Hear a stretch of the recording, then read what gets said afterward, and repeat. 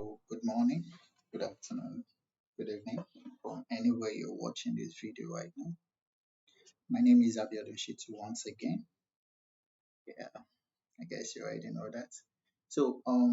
Right about now, I've been getting a lot of complaints about you guys having to have issues with your personal access, not being able to push. Okay, every time you push, you get this kind of error that says failure due to something is so I'm just here to walk you through how you guys are going to fix that error. So probably that error is basically due to your personal access token being um getting expired, or probably you make mistake while typing the personal access token, or probably maybe before while you were doing your before it doesn't request for password, then suddenly all of a sudden when you hit push it requests for password. Let's say for instance I have my project here. I think I have here. Let me just navigate into my ALX project real quick. So for instance now, let me see if I can just make some modification here. Okay, let me just go into my README file. Oh, sorry, not CD, my bad. So I'm just going to open up my README file and modify the README file so that I can show you guys the kind of okay, let me just say let me have it here, insert, good. I'm just gonna say what are one of the topics we did? I think the first topic we did was hello world. Well, let me just start hello world. So after making your modification, after probably this is the task we actually have to do. We have to like modify your readme file and add what's hello world to it. And after you're done, you did the normal thing. You save, okay. Uh, you exit and save. Then the next thing you did was you added the file that you just made changes to. The only file I made changes to was my root file, so I can just do git add followed by the file I made changes to. If I made a couple of multiple changes on this directory, that's when I have to use what the dot, so that I won't keep adding them one after the other. All right. So after you git add, then you git commit with some kind of message. Let me just say update readme, update readme. Let me just leave it like that. You git commit. Oh, I get an error saying okay, I have to set my configuration real quick because I just restarted this sandbox anyway. So I'm just going to do that real quick. Git config dash global then user.mail. In case you're getting this kind of error as well, so you know what to do.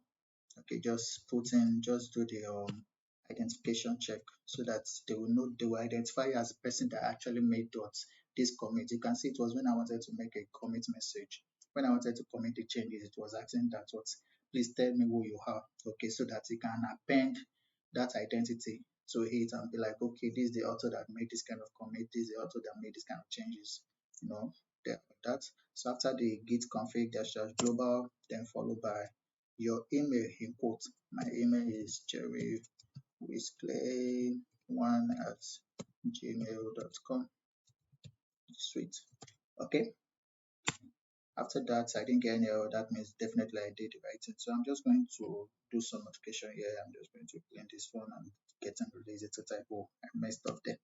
So user, the next thing is to set my name, user.name, then your name, rapid input. My name is Abiodun Shitu.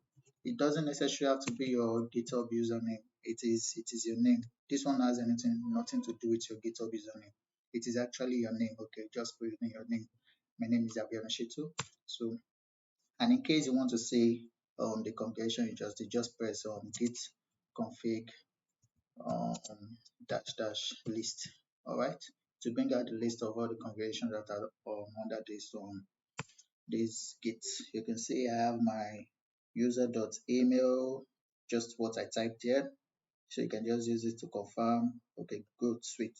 User.name, I have this, okay.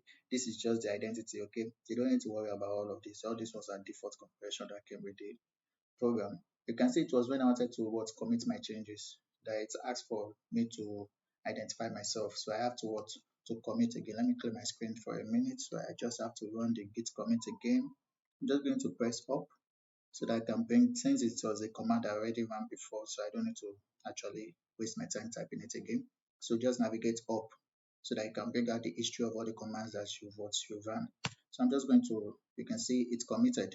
So the next thing I want to do is to what? Git push. Okay. Now I'm getting this kind of issue. Okay, it asks me to what? Enter my username. Okay. Let me enter my GitHub username. Abiodun Shitu. This is my GitHub username. Okay, then the next thing is now asking me to enter my password. Okay, I have my personal access token saved somewhere. I'm just going to go grab it. Okay, I already grabbed it already, so I'm just going to paste it real quick. Then after pasting with Ctrl AV, then I press enter. Then I get this kind of error that say remote support password, blah blah blah blah blah.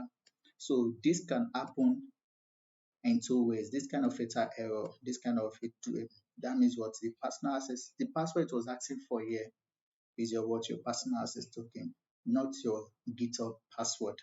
Okay, password is different from personal access token. Okay, so what is asking for here is your what personal access token. There was a time they used to normally use on password. Okay, but now they normally use password, but now they use what personal access token. So that one is more safer. All right. So there are actually two scenarios where you get this kind of error. So the first scenario is that okay, probably while typing your token, or while probably you didn't type, or probably you pasted. Okay, you did Ctrl AV. You can see when I pasted, it did not show me my password. My password wasn't visible. Okay, what I pasted wasn't visible. It's okay, it's fine, but you are prone to make mistakes. You're prone to make errors. Okay. The others, okay, probably you pasted, but probably you press, instead of pressing Ctrl A V, you press Ctrl A B or something. Human errors now. We are prone to make mistakes. Okay, it's normal. Then the other scenario is that okay, what if okay before now this does when you push your when you want to push your code, your project to the GitHub repo, to your GitHub repository, it doesn't request for password. Then all of a sudden you start requesting for password. Then definitely your personal access token has expired. Okay, your personal access token has expired. Okay, just note it doesn't request for password when you want to push. Then all of a sudden it starts requesting for password. Then your personal access token has expired. But what even in the case that okay, it's a normal thing that for you to request for password, then you normally do Ctrl A V to paste your personal access token. Then all of a sudden it stop working. Then probably your personal access token has expired, or you made a mistake by pasting your personal access token. So I'm going to walk you through. So the first thing you need to do when you get this kind of error is to go to your GitHub and go and confirm whether your personal access token has expired or not. Okay, go to your GitHub and confirm whether your personal access token has expired or not. So I'm just going to navigate to this top right, this icon, this drop down button beside your icon, profile icon. So okay, click on that at the top right, then go to settings. So after go to the settings, you need to scroll down on your left. You see developer settings. I think you already know this. So I'm just going to click on developer settings, then click on personal access token. So I have okay. Now probably I was using this one. Okay, this was the one I actually used. You can see this one has already expired. Let me zoom in a little bit for those that can see. So you can see this one has already expired. This was the token I was using. Okay, so for this, all you need is what? Just one word. Is just one token. Okay, this is the token I normally use. I don't want to display this. I don't have this on my Windows. I only have this. That's why I had to use this for just to demonstrate the kind of thing I'm doing. So what if in the case you get here and find out that what your personal access token has expired? Okay, what you need to do is to click on that what? Click on that token and what? Regenerate it. Okay, we generate the token because what it has expired. Your token, this token has expired on Sunday, September 11th. Whoa, it's been a long time, it's expired. So what you have to do is to click on that token, okay, then what, regenerate the token. Click on regenerate the token at the top right here. Okay, when you click on regenerate the token, to ask you to set another what, expiration date. Okay, so what you need to do is to select custom. Okay, you can decide to select 30 days, 50 days, 90 days, or whatever. Just know that after 90 or after selecting 7 or all of these days, it's going to expire like that. So what I normally advise people to do is to what? Select this custom. Now this token is for ALX purpose. Okay, so that you won't have a case. Select custom and what? Select the expiring date to a year time. Okay, you can see you have a long period of time, so you don't have to be worried about your personal access token what's been getting expired, okay, anytime soon. So all you just have to do is to click on the calendar box, all right, then click on this drop down arrow beside what? September 2020, then what? Select what? 2010 2023. You can see it was this drop down button beside the 2022. I clicked on, just select 2023. Okay, select September, then select the current date. Okay, today is actually 27/07. Oh, it's my sister's birthday. I need to go and wish her. I almost forgot about that. So today is 27/09, 2022, but I set my expiration to 27/09, 2023 in a year time. You can't set expiration date more than a year unless you want to this keep happening. Unless you want to what, set it to what, no expiration date. That means it doesn't expire. I'm actually using this. Okay, you can use it. You can use this if in case you know that your personal access token will be safe. Will be safe. Nobody will see. You will share your personal access token with anybody.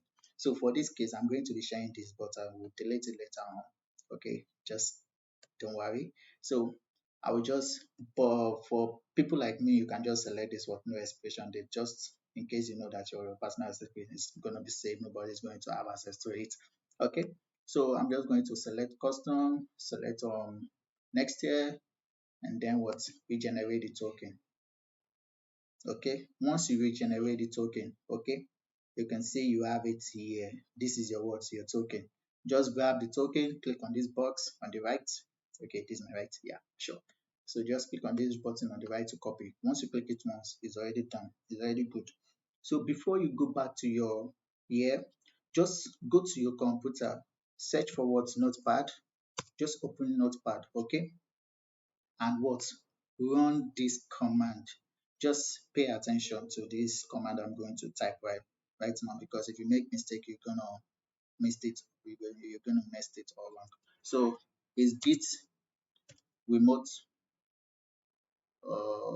yeah, git remote set dash url, then paste space origin, then you have the httpl, that's then followed by the what? The url part to your what? To your repo. So you have what? https colon double slash, then paste, then followed by your what? Your GitHub username. My GitHub username is what? Abiodun uh, dash sheet 2. Okay, then colon, then paste the personal access token you just copied. I'm just going to paste it now. Probably I should just zoom this. Okay, awesome. Can I zoom on this place? Okay, good. Okay, you can see git remote set dash url. Okay, then origin https colon slash slash Abiodun Shitu, that's your username, then colon your personal access token. This is the personal access token I just created now. So just to confirm, I'm just going to show you now, just to confirm. You can see it ends with what? DKD. I have what? DKD here as well, so I'm good. Then you have what? At GitHub, okay, github.com slash another username. So I'm just going to enter my username again. Probably I should just zoom this out a little bit. Okay, I'll be able to show you too. Okay, then slash your repo name. What is the name of my repo? My repo is the repo I'm currently working on is what? You can just go back here and confirm in case you don't know. Is what? ALX low level engineering. Okay, I mean sorry, ALX low level programming rather. I'm an engineering student, don't mind me. ALX low level programming. Okay, you can see you have ALX dash low underscore. You already know this, so I'm just going to type that real quick. So you have what? ALX dash ALX dash low underscore level underscore program suite. Then you have something, one more very important thing. You have what dot git. Okay, so the format goes like this. Okay, this is how the format goes. So I'm just going to go to WhatsApp really quick. I posted it in one of these groups here. This is it. So you have this guy. So this is how the format goes. Okay, and just push it. Go to the let's copy. So this is how the format goes. Okay, so so you have the what git remote set dash URL origin https colon slash slash username. This is my username. Then colon PAT, that's personal access token. This is my personal access token. Then I have at github.com, then another slash username. I have my username, then slash what repo name dot git. Then this is my what repo name dot git. That's ALS low level programming dot git. And so once you're done with that, just make sure that what you this personal access token, you're still going to be needed in future purpose. Just make sure that you save what this notepad as it, okay? You can just grab this personal access token again and just make sure you save this your personal access token somewhere. Just make sure it is being saved, okay? Because you're going to be needing it anytime you want to clone a repo or something like that, okay? So and you need to clone with personal access token so that it won't around you pushing every time, okay? And since if you clone with this guy, he's not going to be requesting for password until a year time, because this personal access token is valid for a year. Okay, so once you're done with this guy here, I don't want to make this voice note too long. Let me see how long have I spent on this voice note. So, oh, wow, it's been almost 20 minutes. So once you're done with this guy here, just grab everything. Just make sure you grab everything, okay? Alright, then you can copy this guy. You can just save this notepad as it is. So I'm just going to minimize this guy, minimize you. Then go back to your intranet, okay? Go back to your terminal, okay? Whichever terminal you're using, whether the web terminal, whether the git bash, whether the vagrant, whether your Ubuntu terminal, or whichever terminal your local machine or on the samples provided by ALX, okay? Just paste what you copied. I'm just going to paste that one with Control AV. Oh, sweet. Oh, this one already ran the command for me because I copied enter. But don't worry, just make sure that once you copy all of this and just press enter. The reason why it's press enter for me is because when I copy this guy, I copy some things between it, I copy some spaces after it or something. I copied the new line, okay? So, but don't worry about this. You can see this is the command I ran. So if you want to confirm that this thing actually worked, just run this command git remote dash v. That means you want to see the version of your remote connection on this git. Okay, once you run this, you're going to have, okay, I have this is connected to the origin. Then this is the path that is fetching for. This is the path that is pushing to. You can see this is push, this is fetch. When you git pull, you understand, right? So you can see, you can just confirm this is the personal access token here, and it's the same thing as the personal access token that I have here. Okay, good, sweet. Then my username is showing, everything is all good. So you can see it was when I wanted to push it that time. So all you just have to do is to press git push.